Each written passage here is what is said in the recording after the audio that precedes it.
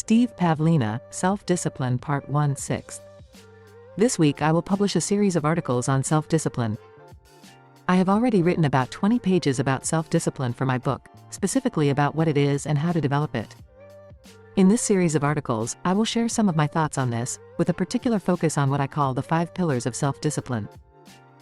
The 5 pillars of self-discipline.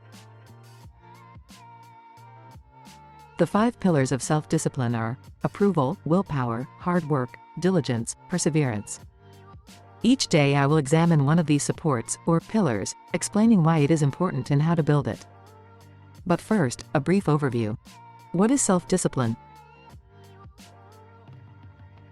Self-discipline is the ability to force yourself to take action regardless of your emotional state. Imagine what you could achieve if you could just force yourself to follow your best wishes no matter what. Imagine that you are telling your body, you weigh too much. Lose 10 kilos. Without self-discipline, this intention will not materialize and will not manifest itself in any way from the outside. But with sufficient self-discipline, the issue can be considered resolved. The pinnacle of self-discipline can be considered the point at which you are almost guaranteed to follow your consciously made decision.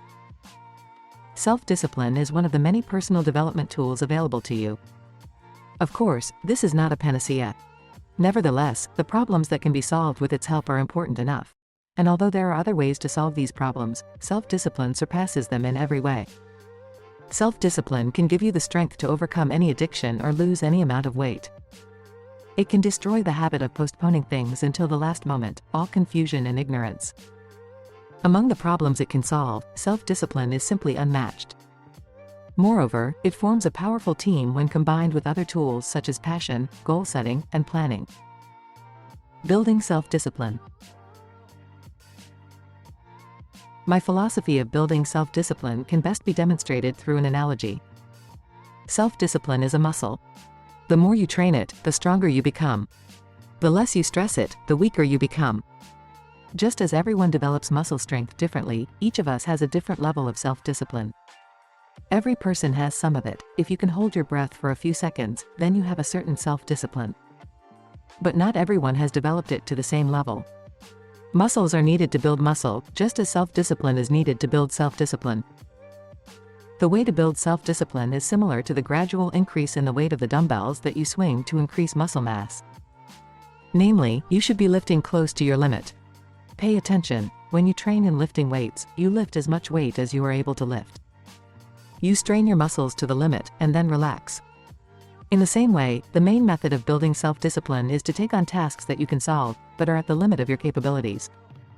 This does not mean that you have to constantly take on one problem and fail day after day, but you do not have to stay in a comfort zone. You won't get stronger by trying to lift a kettlebell you can't even move, and you won't get stronger by constantly lifting dumbbells that are too light. You should start with as much weight, or problem, as you can lift, but only with your best efforts. With progressive training, once you succeed, you increase the difficulty of the task. If you keep training with the same weight, you won't get stronger.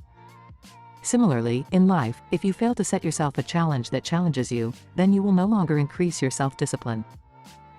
Just as most people have very weak muscles compared to what they could achieve through training, the level of self-discipline of most people is also very low. When building self-discipline, the mistake is to push yourself too hard. If you try to change your whole life in one night, setting a dozen new goals for yourself and intending to go towards them without turning off the next day, then you will not succeed 100%. It's like a person walking into the gym for the first time and heading for a 120 kilograms barbell. You will just look like a fool. If you can only lift 5 kilograms, then you can only lift 5 kilograms. Do not be ashamed to start from where you are now. I remember when I started working with my trainer a few years ago, on the first try on the shoulder girdle machine, I could only lift an empty 4 kilograms barbell, no plates. My shoulders were too weak since I never trained them. But a few months later I could already lift 25 kilograms. Even if you are very undisciplined right now, you can still use the little discipline you have to build a bigger one. The more disciplined you become, the easier your life will become. Tasks that were once impossible for you at some point will seem like child's play. You will become stronger, and the same weight will seem lighter and lighter to you. Don't compare yourself to others. There will be no benefit from this. You will only find what you expected to find. If you consider yourself weak, everyone around you will appear strong. If you think that you are strong, everyone around you will seem weaker. It doesn't make any sense to do so. Just take a look at your current state and set out to get better along the way. Let's look at an example. Let's say you want to develop the ability to work 8 hours a day because you are sure that this will really advance your career.